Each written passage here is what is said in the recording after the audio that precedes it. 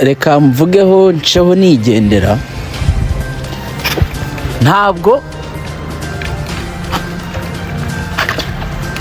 izi nkuru zirirwa zicaho z'akarengane, njyewe natemye ibitoki, njyewe gutara inzoga ibitoki barabimena, njyewe navugaga inkuru hanyuma barampiga naratorotse, njyewe nakoraga iki ngiki. Ntekereza ko hakeneye umuyobozi ubu ngubu uza akavuga ati no, bino bintu nibihagarare,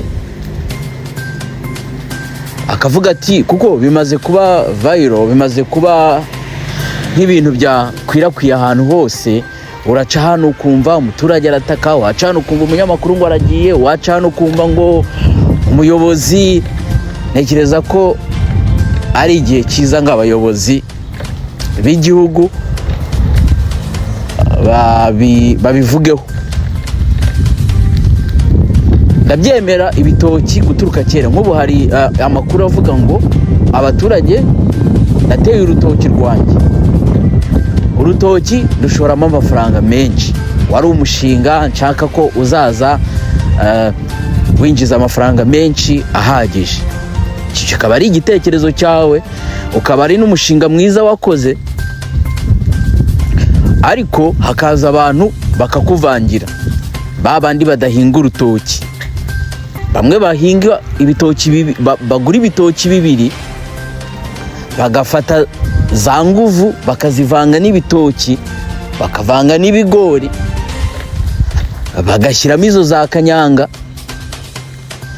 Noneho ugasanga icyitwaga inzoga cyabaye ikindi kinyobwa cy'ikiyobyabwenge, bigahita byicira babandi bengaga umutobe nyawo bakanawukoramo n'inzoga, bakaba batangije ikibazo ku bahinzi b'urutoki.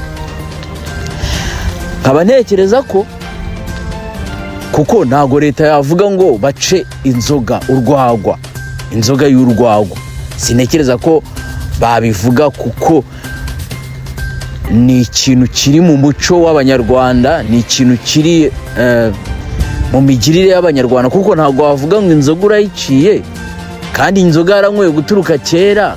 Iri na bimwe mu bintu abantu banywa by'abanyarwanda bisanzwe.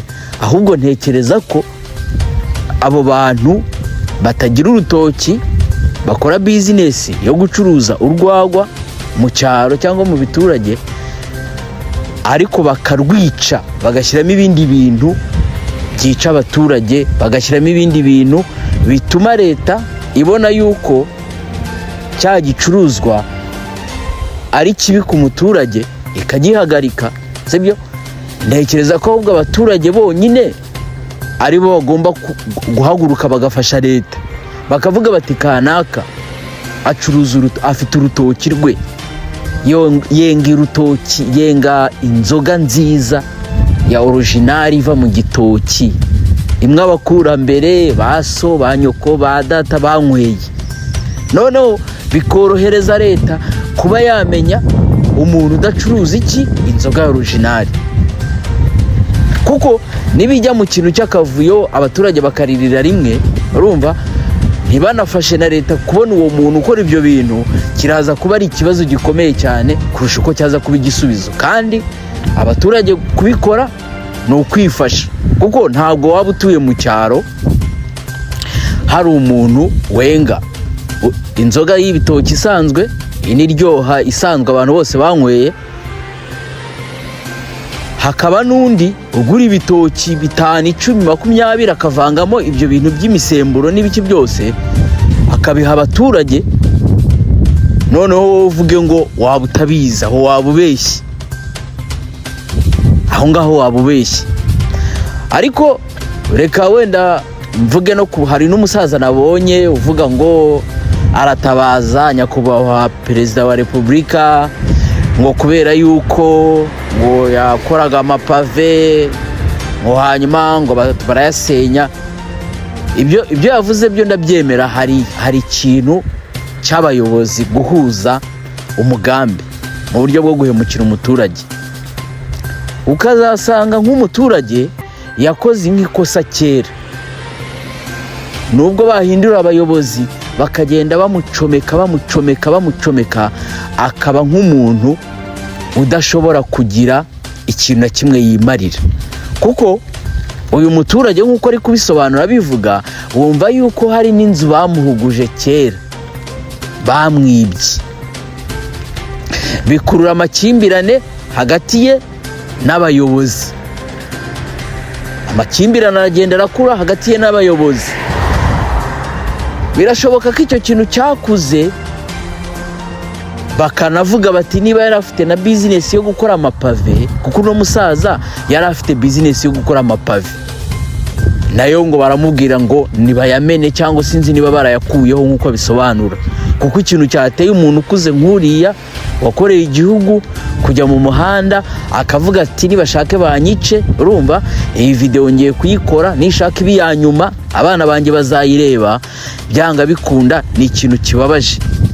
Ariko nanone hari n'ukuntu umuturage aba afite amapave ayakorera ahantu, noneho ahantu hagatera imbere, bakabona ibyo bintu bitagikwiriye, nubwo wari uhamaze igihe kinini, ariko bagashaka nko kukwimura. Ariko wowe kubera yuko wenda amafaranga yakoresheje ibindi bintu, ukaba utiteguye kuba wakimuka, birashoboka ko hari babayobozi baba bamugendaho, ariko biranashoboka ko hari n'igihe umuturage atumva, bakamubwira ati wenda hano Kicukiro tugiye kuhakora neza, sibyo, aha hantu ntihemewe kongera gukorerwa amapave, gerageza uhimuke. Aho kugira ngo ahimuke mu buryo bworoshye, nawe akagendera muri rwa rwanga abayobozi bamufitiye, akumva ko ari ukumugendaho, kubyakira bikamunanira, cyangwa se n'abayobozi bakamwaprocinga, bakamwegera mu buryo bubi butuma umuturage abona ko ari ka karengane kagikomeza, bigatuma abona ko ari kwa kumurenganya. Uburyo bari kubikoramo, bari kubikora mu buryo bubi, uburyo bwo kumwataka, uburyo bwo ku buryo nyine umuturage avuga ati bino bintu bifite inkurikizi. Ariko urebye abanyamakuru benshi bamaze kugenda bavuga inkuru, wenda izo nkuru zikomeye, ukabona nabo basohotse igihugu kubera babayobozi, byanga bikunda hakenewe umuyobozi kandi ukomeye uhagarara ibyo bintu akabiha umurongo. Kuko ntabwo umuturage umwe, babiri, batatu, bane, batanu bavuga karengane kadahari. Reka tuvuge ko kaba katanahari, niyo ku karengane kaba kadahari, ariko abaturage babaha n'umurongo, bakavuga bati mwa abaturage mwe namwe muririza, ari kubyumva, bakanakira n'ibintu bimwe ku murongo, sibyo? Cyangwa abanyamakuru nabo bakareka ubwoba, kuko ibi bintu biri kuripotingwa n'abanyamakuru benshi batari mu gihugu. Abanyamakuru nabo bakareka kugira ubwoba, bagatwara za kamera zabo bakazitereka imbere y'abo baturage, abaturage bagatanga amakuru, urumva, bagasobanura inkuru zose. Nk'uriya musaza yatanze video imwe yonyine, ariko se video imwe yatanze irafasha iki? Abaturage baravuga bati umuturage yarenganye, ariko wenda hari ibintu byinshi yagomba kuvuga, sibyo? Nabo bayobozi bakabegera. No kuvuga ngo inkuru iri kuri social media ni inkuru y'igice, kuko ni inkuru yatanzwe n'umuturage gusa. Ariko ndizera ko nk'ubu abanyamakuru barebye uriya musaza, agahinda afite, ububabare afite, gutaka afite, ntibagire ubwoba, bakagenda bagasaba iyo interview uriya muturage. Niba nabo bayobozi bakoze nabi bakabashyira hanze, biraza gutuma n'izo nzego zikurikirana ibyo bintu zimenya ahantu zifatira. Ari kubyumva?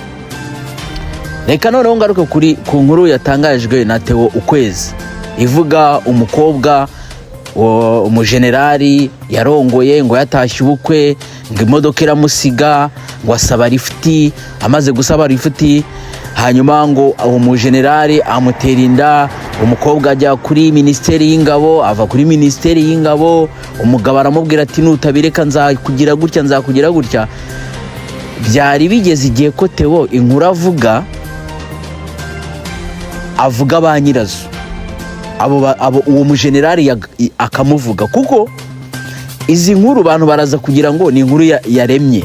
Ndabyemera ko kuvuga izina ry'umujenerali ntago ari ukuvuga izina ry'umuturage usanzwe, ariko ntarivuge.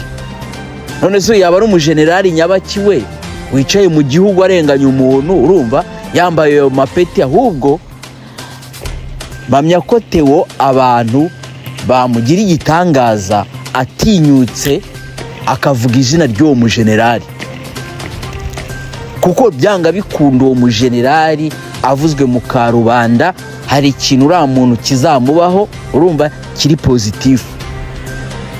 Ntabwo azaguma kugirirwa ku karengane, kuko iyi nkuru y'uyu mukobwa ndayishyiramo agace muyumve. Ni inkuru, niba Theo watanze inkuru irimo umujenerali wafashe umwana w'umukobwa ku ngufu, ntamutangaze, kandi Theo nawe ntari mu gihugu, ni ukuvuga ngo nta kintu afashije sosiyete. Mureke mwumve uyu mwana w'umukobwa ibyo avuga, uko atakavuga ngo umujenerali yaramufashe, sibyo? Wumve n'ukuntu Theo abisobanura, impamvu atabivuze birumvikana. Kuvuga generali nanjye ndabyemera, ntabwo ari ibintu biza koroha, ariko nanone kubiceceka uwo muntu ntajye hanze ngo abantu bamumenye ko ari mubi, yakoze ibyo bintu, nanone n'andi makosa. Njyewe nuko mbitekereza, namwe muduhe ibitekerezo. Murakoze. Mubuze ubundi naje kumubura, sinzi ukuntu njyewe ntabwo nari nzi ko abantu bashobora kuba baboroka nk'umuntu, cyangwa se ku buryo umuhamagara nimero yiwe nticemo.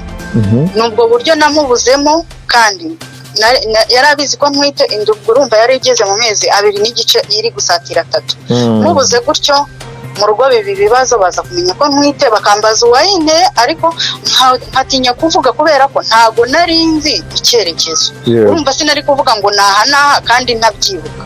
Sinari no kuvuga ngo bamfashe ku ngufu mu rugo, ahubwo ikintu barambazaga ngo ninde waguteye inda.